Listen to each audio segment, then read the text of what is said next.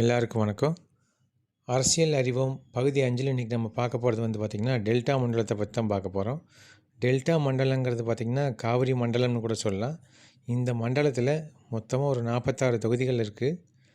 தொகுதிகள் 1, 2 முன்ன பின்ன இருக்கலாம். ஆனால் மொத்தமாக பார்த்திங்கன்னா 46 தொகுதிகள் இருக்குது.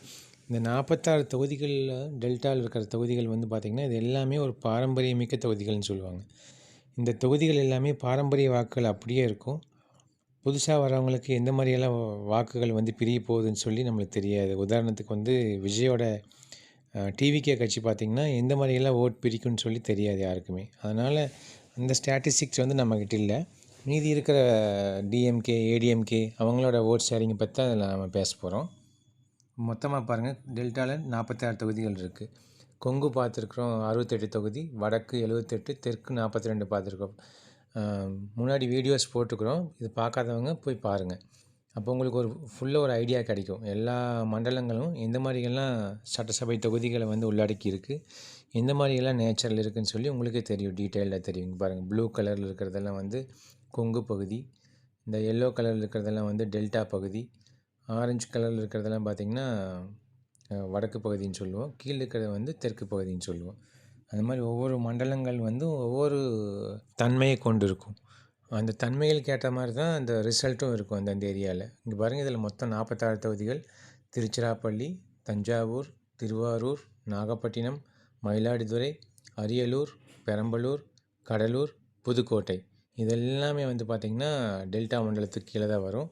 இந்த ஏரியாவெல்லாம் பொதுவாகவே பார்த்திங்கன்னா பாட்டாளி மக்கள் கட்சி, விடுதலை சிறுத்தைகள் கட்சி, அதே மாதிரி ஏடிஎம்கே, டிஎம்கே, அதே மாதிரி அமமுக கட்சி, சசிகலா அவர்களோட கட்சி, இந்த மாதிரி எல்லா கட்சிகளுக்குமே பரவலான ஓட் பேங்க் இருக்குது. இதில் இந்த ஏரியாவில் பார்த்திங்கன்னா டிஎம்கே கொஞ்சம் ஸ்ட்ராங்காகவே லாஸ்ட் எலெக்ஷனில் ஸ்கோர் பண்ணியிருக்காங்க. இங்கே இருக்கிற எல்லா தொகுதிகளுமே டிஎம்கேக்கு ஹெல்ப் பண்ணுச்சு. அதனால தான் இந்த ரீஜன்லேருந்து பார்த்திங்கன்னா நிறைய மினிஸ்டர்ஸ் இருக்காங்க. இங்கே பாருங்கள், இது கடலூர் தொகுதி. புவனகிரி, சிதம்பரம், கடலூர், காட்டுமன்னார் கோவில், குறிஞ்சிப்பாடி, நெய்வேலி, பண்ருட்டி, திட்டக்குடி, விருதாச்சலம், இதெல்லாம் கடலூர் கீழே வருது.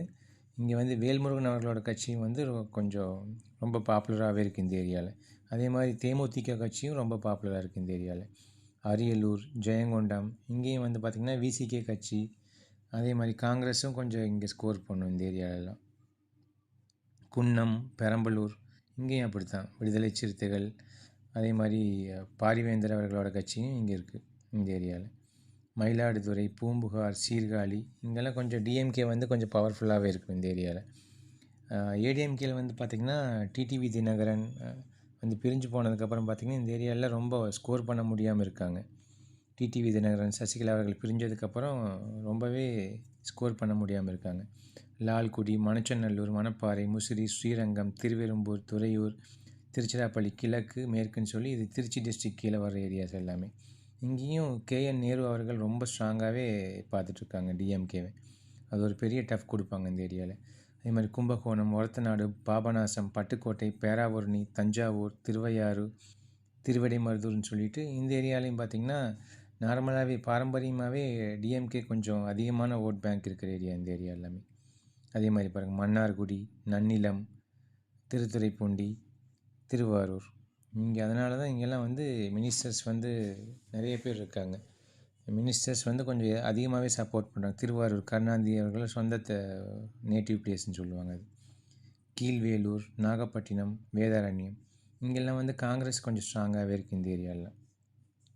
காங்கிரஸ் ஸ்ட்ராங்காக இருக்குது. அதே மாதிரி அதர் கம்யூனிட்டிஸ் ஓட்டும் நல்லாவே இருக்குது இந்த இடத்துல. ஆலங்குடி, அறந்தாங்கி, கந்தவரக்கோட்டை, புதுக்கோட்டை, திருமயம், விராலிமலை, இங்கே கொஞ்சம் ஏடிஎம்கேயும் கொஞ்சம் ஸ்ட்ராங்காக இருக்குது. ஏடிஎம்கேல விஜயபாஸ்கர் அவர்கள் இருக்காங்க. அந்த ஏரியாலாம் கொஞ்சம் ஸ்ட்ராங்காகவே இருக்கிற ஏரியா ஏடிஎம்கே சப்போர்ட்டர்ஸ்.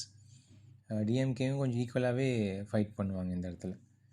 அதனால் விஜயோட ஃபேக்டர் தான் டிசைடிங் ஃபேக்டராக இருக்க போகுது. இந்த வீடியோ எந்த கட்சி சார்பும் இல்லாது, அதனால் ஆதரவளிங்க. இந்த வீடியோ சீரியஸ் ஒரு 100 சீரீஸ்க்கு மேலே கண்டினியூஸாக இந்த எலெக்ஷன் வரைக்கும் எல்லாத்த பற்றியும் நம்ம பேச போகிறோம். அதனால் உங்கள் எல்லாத்தோடைய ஆதரவு எனக்கு தேவை. நம்ம இன்னும் நிறைய விஷயங்கள் எல்லாத்தையுமே அரசியல்படுத்துவோம். அரசியல்படுத்த இளைஞர்களுக்கு இன்னும் அதிகமான நாலேஜ் வரும். அதனால் சப்போர்ட் பண்ணுங்கள் கண்டிப்பாக.